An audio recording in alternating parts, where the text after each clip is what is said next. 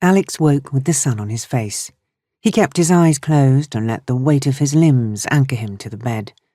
He watched the colours and shapes dance on the inside of his eyelids. It was blissfully quiet. The sense of inoculation from normal life was profound. He luxuriated in it. Maddie lay beside him, breathing softly, utterly relaxed. "Shine here to us, and thou art everywhere. This bed thy centre is, these walls thy sphere." Alex smiled. Bobby would be proud of him. Poetry in his head and his heart 2 days before his wedding. His best friend's work was done. Alex was no longer a Philistine. Okay, one verse of a short poem, learnt as an early wedding present, did not Renaissance man make, but it was proof, surely, that he was well and truly in love. The decision to stay at the Finca rather than at his parents' place further up the mountain had been a good one. He and Maddie badly needed some time alone together after the stress of the past few months. Being tucked away in one of the basic rooms in the annex had turned out to be a blessing in disguise. The much nicer rooms in the main building were being readied for their guests. Their simple box with its low ceiling and small ensuite bathroom had afforded them one thing they'd needed most: privacy. Alex glanced at his watch on the nightstand. Their guests would be arriving at lunchtime. They had only a few hours of freedom left. The prospect of sharing the Finca with his closest friends provoked mixed emotions in Alex.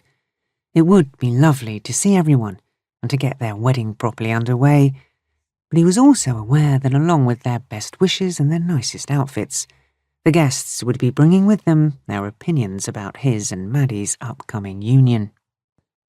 He and Maddie had been together 16 months, which, depending on how you looked at it, was either a whirlwind romance or plenty of time to find out if they were meant to be.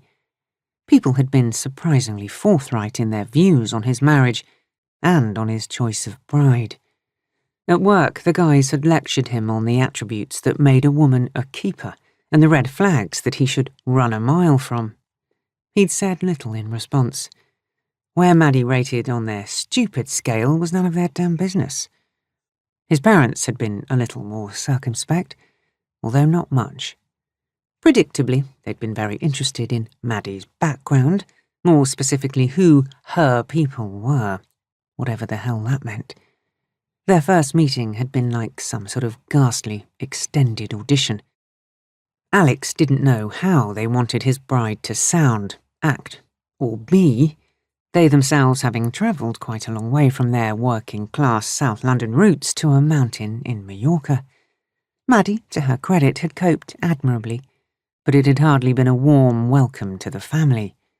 His sister's passive-aggressive silences hadn't helped either. Colette normally didn't give a stuff about what was happening in his life or who he was seeing, so he hadn't understood her reaction. As far as Alex could tell, him getting married would make zero difference to her. Staying close to the family was her thing, not his. If she'd wanted to be their father's right-hand man, that was fine with Alex. It meant he didn't have to be.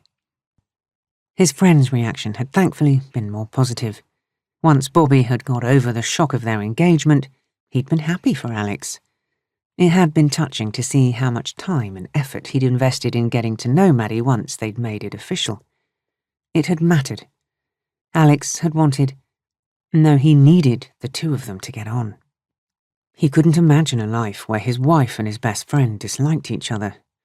These people were his future. Tom and Charlie had also been pleased for him, but in a much more blokey way. They'd taken him out for many, many beers to celebrate. When well pissed, both of them had individually expressed a touch of jealousy that he was sorted. Tom chose the urinal to make his lonely-heart admission. Charlie, the queue in the kebab shop. Once sober, their mutual desire for a soulmate had never been mentioned again.